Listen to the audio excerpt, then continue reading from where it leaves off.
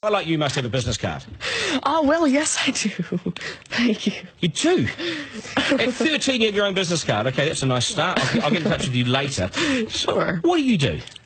Oh, well, mainly, I like to call myself a software and cognitive developer because I love developing with cognitive computing and artificial intelligence. I am an algorithmist. I love working with, designing, and implementing algorithms. I'm a keynote and TEDx speaker. I'm an author. I've written a book, and I'm working on another one about IBM Watson. And, of course, I'm also an IBM champion for cloud and honorary IBM cloud advisor. Where did Hang I on go a second. wrong? Someone just get me a flannel card down. Do you go to school? Well, I'm currently homeschooled in grade 8, going to grade 9 now. Wow. Okay, so your bright artificial intelligence is taking over the world. Is that fair to say? Well, you see, that's actually one thing that I believe a lot of people have, the sort of misconception that artificial intelligence is this technology that was made to replace humans at really everything we do, whether it be, our jobs or whatever we do at home every day. But really what I believe is that artificial intelligence was developed and is continuing to be developed for the sole purpose of really augmenting our life and amplifying our skills or capabilities and what we can do every day. But what about when the computers actually learn that they're better than us? Well, you see, that's sort of called a singularity of artificial intelligence, at which point artificial intelligence has surpassed human intelligence to the point that we cannot control it.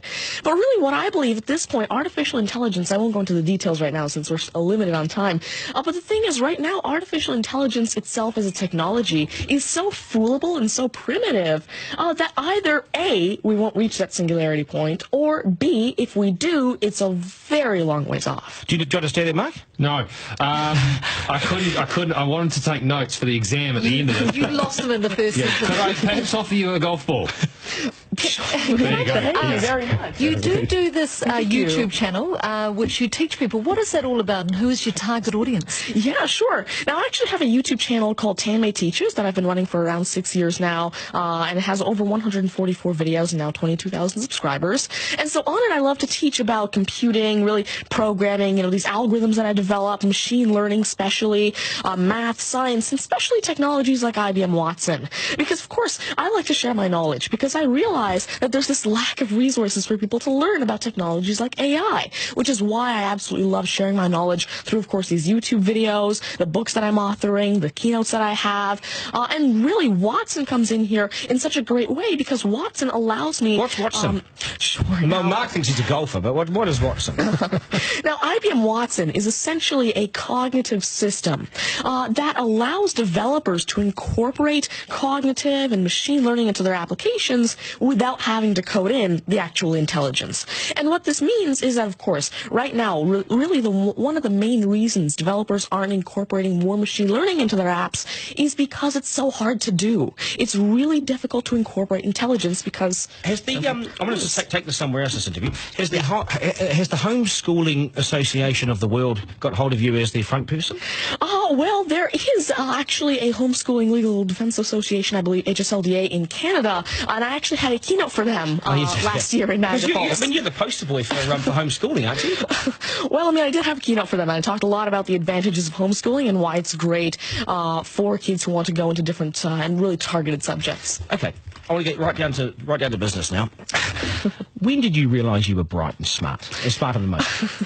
Well, I originally started coding when I was 5 with simple languages like Fox Pro and Batch. But eventually, at 9 years old, I had my very first iOS app accepted into the Apple App Store called T-Tables. But did your mum and dad do something to you between 0 and 5 that plugged you into the wall? What did they do to you? At 5 you were coding. Are you smarter than your mum and dad, by the way? Well, I have... my dad used to work as a computer programmer, but he used to work with, simple, regular programming languages like Fox Pro, Batch, a little bit of C, etc. But you see, now I'm really interested in artificial intelligence and how it can actually be implemented on all these different platforms. You'd be a nightmare to teach. You'd be an absolute nightmare to teach, wouldn't you? Because you'll be smarter than the lecturers. I never even want to get in an argument with you, ever. But I would like to see you on a quiz show because I think you would nail that. Well, you see, there is one thing that I've been working on, and it's essentially an app called Ask Tonmoy, an NLQA system. And so essentially, it's a system that can take your natural language questions and answer them for you using Watson and artificial intelligence. And actually, actually the original reason why I made Ask Tanmay. There's an Indian version of the Who Wants to Be a Millionaire show called KBC, which I originally wanted Ask Tanmay to play. So that actually ties in quite a bit with what I wanted to do. It's nice to see you. Do you get, because you're homeschooling, you wouldn't go to school dances and things like that, would you? School socials and things? Do you Well, I actually used to be regularly schooled until grade 6. Right. Then I became homeschooled, and so of course I still do have my This is friends still from a school. victory for public schools. Take that golf ball Yep. and bring it back to me when you've actually worked out a way in which it'll always go straight. Because I think you could do it. Technically, using a genetic algorithm or something. I knew there'd be an answer. I knew there'd be an answer. Hey, it's brilliant to meet you. You're a complete inspiration. Thank you. And I hope my son was watching, a 7-year-old son. Message to Buster Gunn, you got work to do, mate.